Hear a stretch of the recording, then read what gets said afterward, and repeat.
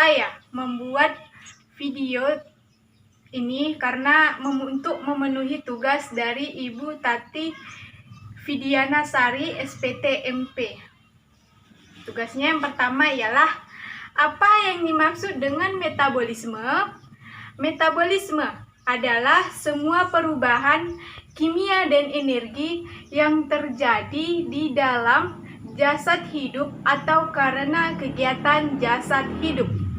Yang kedua, jelaskan contoh metabolisme yang ada di sekitaran kita.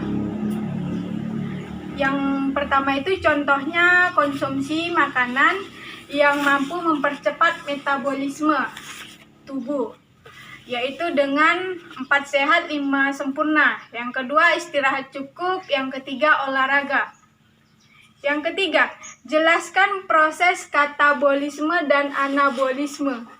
Katabolisme yaitu suatu proses pemecahan enzimatik dari bahan-bahan yang bermolekul besar atau bahan makanan seperti karbohidrat, lemak, dan protein menjadi senyawa bermolekul kecil atau sederhana seperti glukosa, laktat, asam asetat, asam urat, amoniak, CO2, dan urea sehingga terbebaskan energi. Selanjutnya yaitu anabolisme, yaitu proses sintetik enzimatik senyawa molekul besar dari senyawa yang lebih sederhana. Pada umumnya diperlukan energi. Yang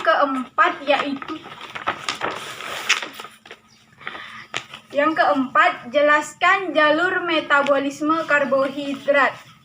Metabolisme pada karbohidrat ini adalah pemecahan molekul karbohidrat menjadi unit-unit yang lebih kecil. Proses metabolisme karbohidrat meliputi proses pemecahan polisakarida menjadi monosakarida dan pemakaian glukosa dalam proses respirasi untuk menghasilkan energi dalam bentuk ATP. ATP inilah yang digunakan seluruh makhluk hidup untuk melakukan aktivitas dalam kehidupannya. ATP ini berasal dari beberapa proses, yang diantaranya proses glikolisis, siklus Krebs, dan sistem transport elektron. Yang kelima, jelaskan jalur metabolisme lemak. Proses metabolisme pada lemak ini dimulai dengan pemecahan lemak menjadi 2 bagian, yaitu pertama menjadi gliserol, yang kedua menjadi asam lemak.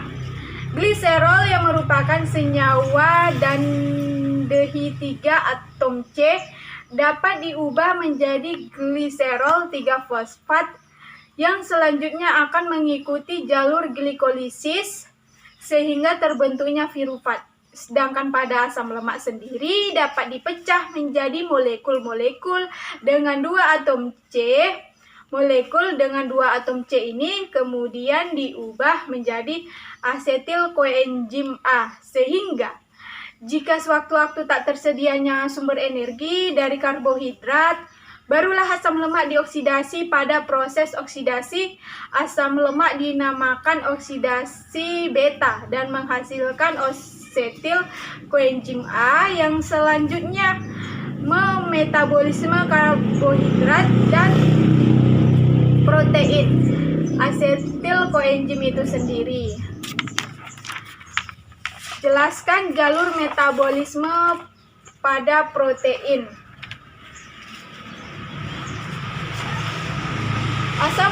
Asam-asam amino tidak dapat disimpan oleh tubuh jika jumlah asam amino berlebih atau terjadi kekurangan sumber energi lain. Tubuh akan menggunakan asam amino sebagai sumber energinya. Asam amino memerlukan gugus amino dibuang karena toksik bagi tubuh atau membahayakan.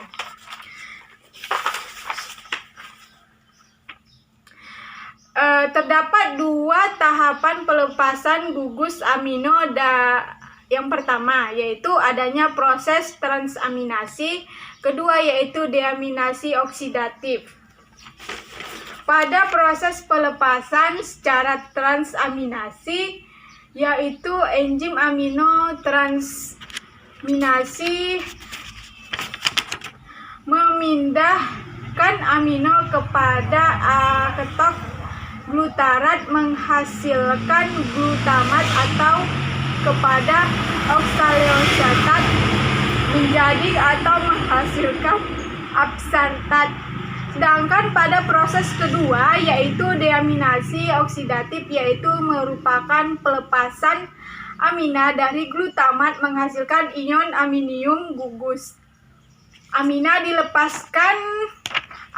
dilepaskan menjadi ion aminium atau NH4 yang selanjutnya masuk ke dalam siklus urea. Dalam siklus ini dihasilkan urea yang selanjutnya dibuang melalui ginjal berupa urin. Proses-proses yang terjadi di dalam siklus urea terdiri atas beberapa tahap, yaitu yang pertama dengan peran enzim karbowil fosfat sintetis satu ion. Amonium bereaksi dengan CO2 yang menghasilkan karbomil fosfat. Dalam proses ini diperlukan energi dari ATP. Yang kedua yaitu dengan peran enzim oritin transkarbomilase, karbomil fosfat bereaksi dengan L-orinitin menghasilkan L-siltrun dengan gugus fosfat yang dilepaskan. Yang ketiga dengan peran enzim argonifanisitase L-sitrum bereaksi dengan L-asparpat menghasilkan organisuksilat. Reaksi ini membutuhkan energi dari ATP. Yang keempat dengan peran enzim arginosuksinat silase L-arginosuksilat dipecah menjadi pemarat dengan L-arginin. Proses yang terakhir yaitu dengan peran enzim arginase penambahan H2O terhadap arginin akan menghasilkan L-orinitin dan urea.